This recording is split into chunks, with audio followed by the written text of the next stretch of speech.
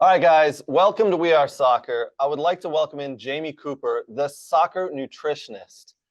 This is something I have personally been interested in since I have two young kids who are playing the sport. And I know a lot of you have been asking, what should your child eat before, after, during, whatever it is, their game, their soccer game, their games for the weekend. So Jaimee is agreed to help us and explain a little bit. And so Jaimee, welcome so much to We Are Soccer. I'm excited to be here. I love talking about food and I love talking about how it can help athletes. Oh, awesome. All right. So let's start off. You're actually a former player as well, former soccer player, correct? I am. I played in college. I was fortunate enough to play semi-professional, but I wasn't really doing that to go play pro. I was doing that for fun while I was in my a dietetic internship. So yeah, I've played for quite a while. So this is something you actually know a ton about, right? You know exactly the mindset of a youth player, of a college player, and a Yeah, semi-pro player. So that is awesome. So yeah. I've had, as I mentioned, I've had a lot of people reach out to me and say, "What should my 7-year-old be eating before a game?" And what are some things that kids, youth players, anywhere from 7 to 10, should be eating? I noticed on your Instagram you say kids are under fueling. Can you explain and what should kids be eating?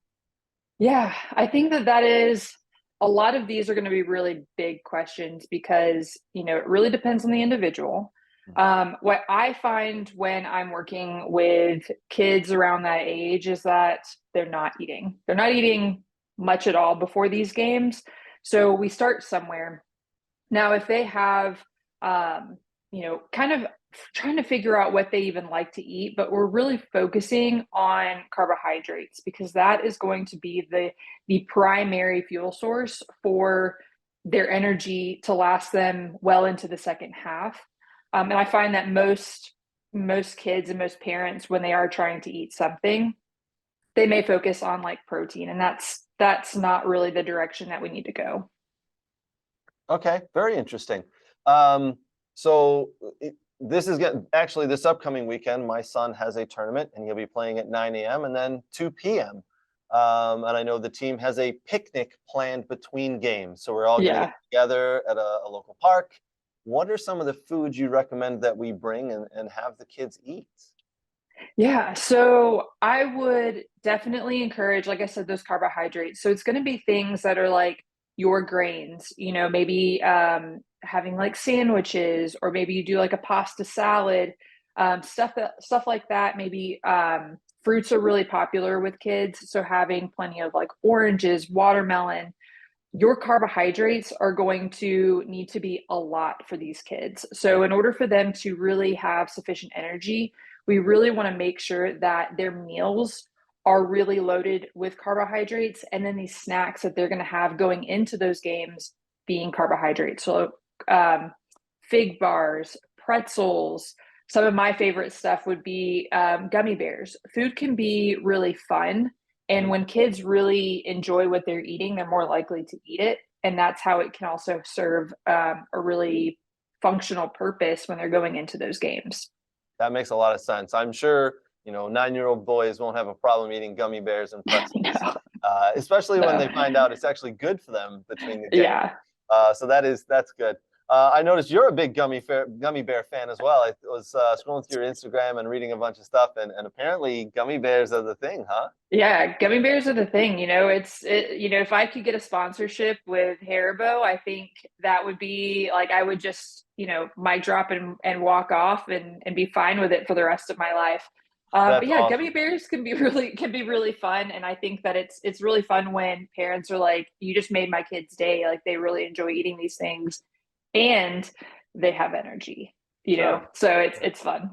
Let me ask a quick question. All right, between games back when I was playing, and this is a youth player, was 30 years ago now. It was oranges. It was, orange Yeah. slices. And is that still something the kids should be doing at halftime?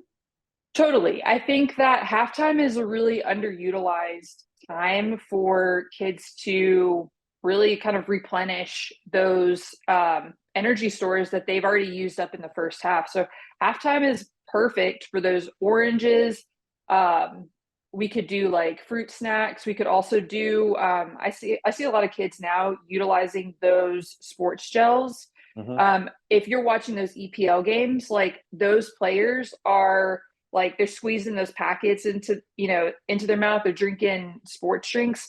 Those are where we can really fit in energy without it being a whole lot of volume on the stomach, because oftentimes kids will not want to eat something because they're afraid it hurts their stomach for good reason. But when we have something like those sports foods, we can really maximize, energy during that time. Just to let everybody know, I signed up for Jaimee's newsletter. You can go to her website, thesoccernutritionist.com. And I love it. I love the pieces that come out. I love your Instagram. There's such good Thank little you. tidbits and facts and just helpful pieces. Again, I play a little bit, but I'm more interested for my kids. Yeah. So it's super. I would highly recommend everybody sign up for the newsletter. And then you've also got an ebook that you've got on sale on Yes. your website. Please, guys, if you're super interested in this, and this is something that this to me is something that you will benefit from, please go ahead and purchase that ebook. It's super cheap and really well written. All right. Back in the day, there was a little myth that came out that said after games, drink some milk, drink some chocolate milk. Is that still a thing? Is that something that is Yes. correct? That is okay. 100%. So not only is chocolate milk really tasty, but Mhm. when we actually break it down, what we're really hoping for when we're wanting to recover from games, we're really wanting to decrease that time of recovery so that we're really maximizing the time that it's taking us to recover from the game to the next day.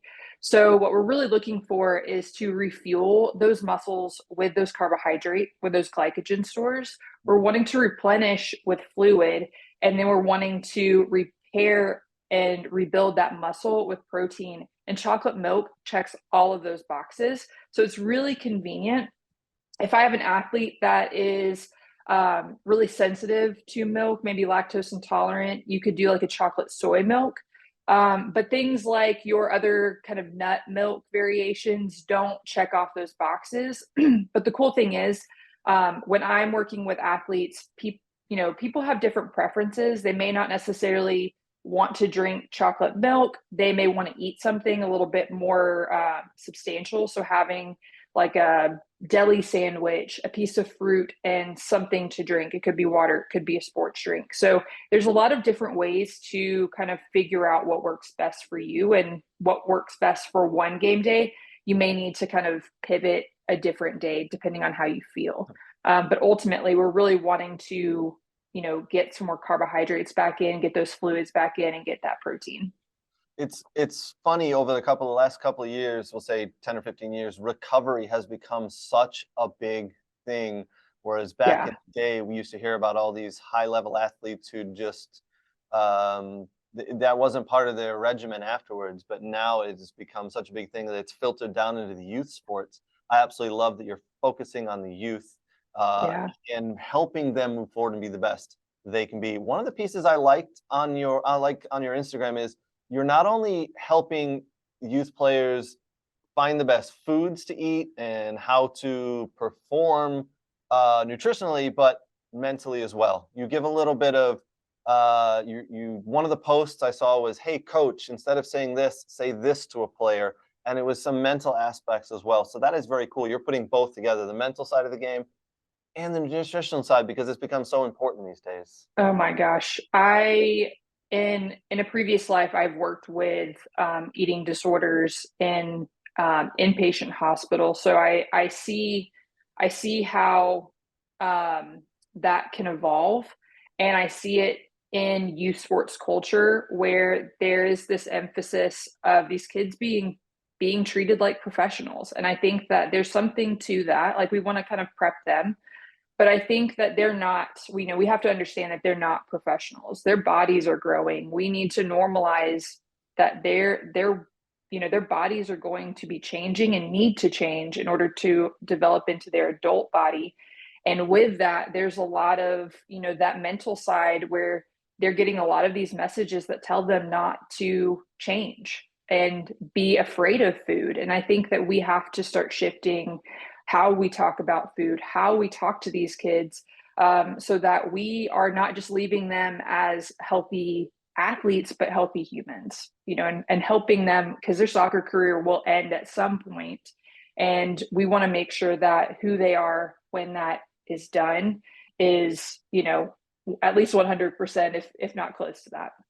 Absolutely love that message, Jaimee. That is phenomenal. It's youth soccer and youth sports in general these days. Most of these kids, 99% of these kids, are not going to go professional, but we're teaching them life lessons, and we need to make sure Yeah. that when they leave the sport, we know they enjoyed it, they played the best they could, but they learned lessons that they are going to carry through for the rest of their lives. So Mhm. that's I could not have said it any better than the way you just did. So thank you so much, Jaimee. I have no doubt our audience is going to get a kick out of this. They're going to love it.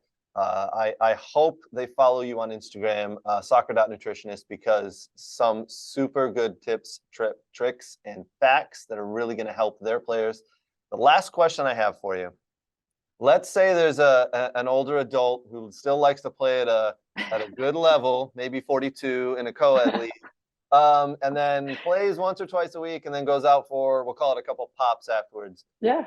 That's pretty good, right? That's good recovery, or no? I think that, like, there's a social aspect to that. I think that's also healthy. So I think that, getting out and being active as long as you can't argue that. There you go. All right. Then there's no arguments here. No. Jaimee, I really appreciate you spending the time. Again, guys, Jaimee Cooper, the Soccer Nutritionist. Visit her website. We'll link it below. Make sure you sign up for her newsletter. Make sure you follow her on Instagram. Make sure you purchase the ebook. Trust me, you're going to get a lot of value out of that. Jaimee, thank you so much for joining us. Thank you, Craig, for having me. Take care. Bye.